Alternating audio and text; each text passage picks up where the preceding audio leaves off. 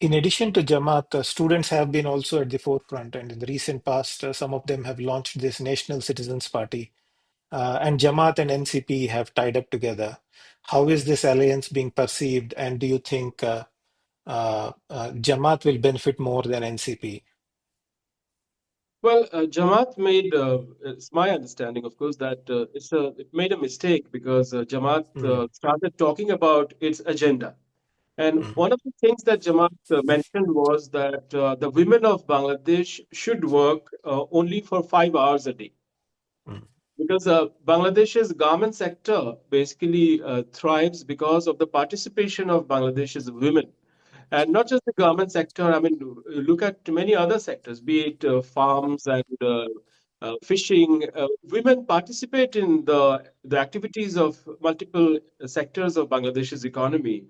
And to tell the women of Bangladesh that you can't work for more than 5 hours is slightly audacious because it did not make Jamaat-e-Islami popular, and we saw the reflection of this statement, when multiple female leaders in the National Citizen Party mm. either either immediately quit or Right. announced that they would contest election independently. Now, one of these leaders is this lady called Tasneem Zara. Now, Mm, she's a doctor and she used to practice in London. She right. returned and she is now contesting on her own, and she has actually raised a lot of money from the public for her independent bid for the parliament, for a parliament seat in Dhaka. Now, these are just indications that if Jamaat comes up with such ideas that women should not work and women should dress up in a certain way, then these things will scare people away.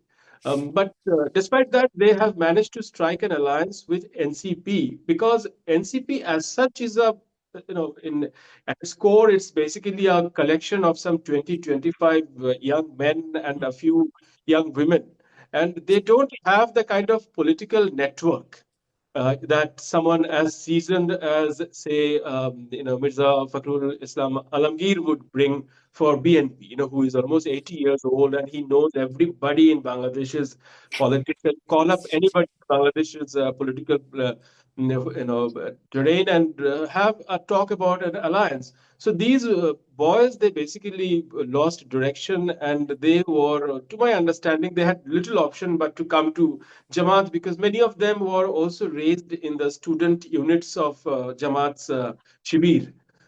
So in that way, they basically went back to where they started. So the NCP has gone into an election alliance, but it's also being said that NCP is a vanishing force. It is a diminishing force.